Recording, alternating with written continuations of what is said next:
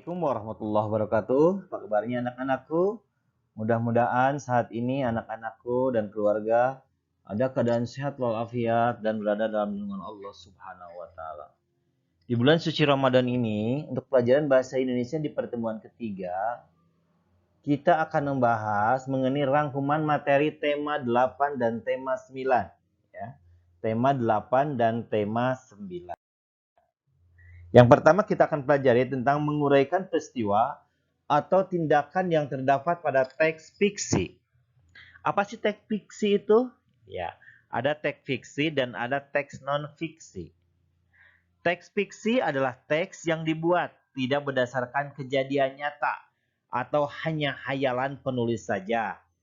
Kebalikannya teks non-fiksi adalah teks yang dibuat secara nyata ya, nyata terjadi di dunia ini. Ya. Contoh teks fiksi. Salah satunya itu novel, fabel, dongeng, drama, syair, dan lain-lain. Itu contoh-contoh teks fiksi.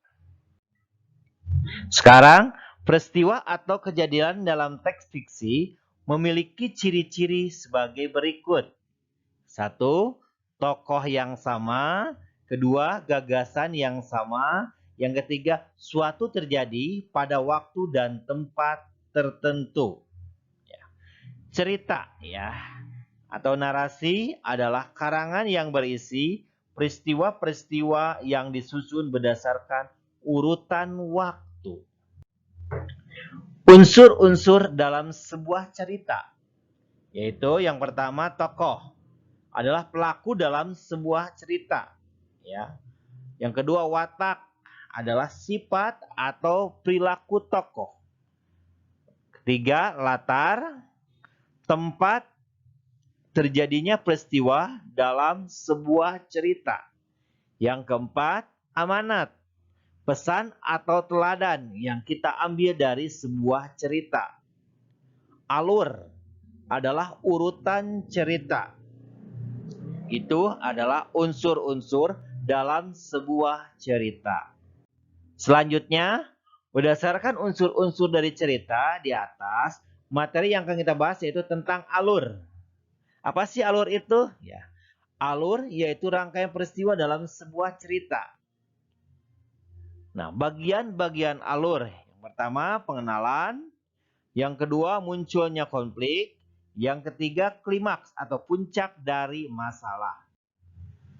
Jenis-jenis alur dalam teks narasi. Yang pertama, alur maju.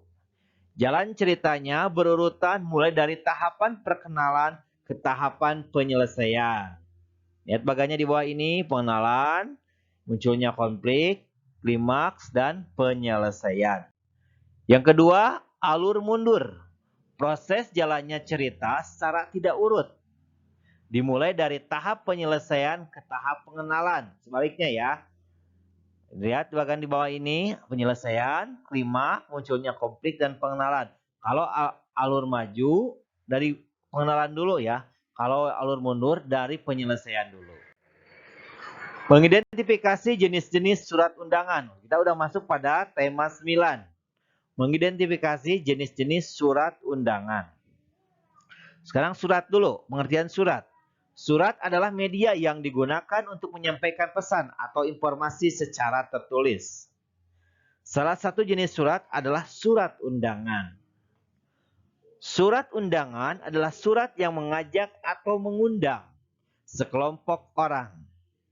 Surat undangan dapat dipakai untuk keperluan resmi, setengah resmi, atau tidak resmi. Jika dilihat dari kepentingan acaranya, surat undangan dapat dibedakan menjadi 3 jenis, yaitu surat undangan resmi, yaitu surat undangan yang dibuat oleh lembaga resmi, seperti kepanitiaan, instansi pemerintah, lembaga swasta, atau organisasi masyarakat. Surat undangan, selanjutnya surat undangan setengah resmi, yaitu surat undangan yang mengatasnamakan perseorangan untuk kepentingannya. Meskipun kadang-kadang secara yang dilaksanakan adalah acara resmi personal.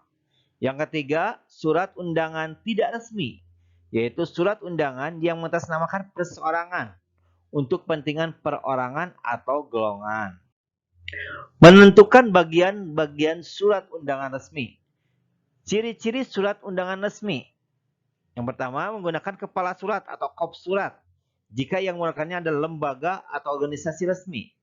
Yang kedua, menggunakan nomor surat, lampiran, dan perihal. Yang ketiga, menggunakan salam pembuka dan salam penutup, seperti dengan hormat dan hormat kami. Yang keempat, menggunakan bahasa resmi dan bahasa baku. Selanjutnya, menggunakan cap stempel resmi jika berasal dari sebuah organisasi atau lembaga. Selanjutnya, penulisan surat mengikuti format surat tertentu, tidak bebas. Menulis surat undangan ulang tahun. Surat undangan ulang tahun merupakan salah satu jenis surat undangan tidak resmi karena dibuat perseorangan. Undangan ulang tahun umumnya mencantumkan salam pembuka, tempat, hari dan tanggal, waktu, dan nama pengirim. Umumnya surat undangan ulang tahun mencantumkan kalimat harapan. Apa sih kalimat harapan itu? Kalimat harapan adalah kalimat yang menyatakan harapan atau keinginan. Kalimat ini biasanya didahului kata harap, mudah-mudahan, dan semoga. Itu mungkin untuk rangkuman tema 8 dan tema 9. Untuk lebih jelasnya kalian bisa baca buku besar tema 9 dan tema 8. Terima kasih. Bapak tutup dengan wassalamualaikum warahmatullahi wabarakatuh. Tetap semangat dan selalu menjaga kesehatan.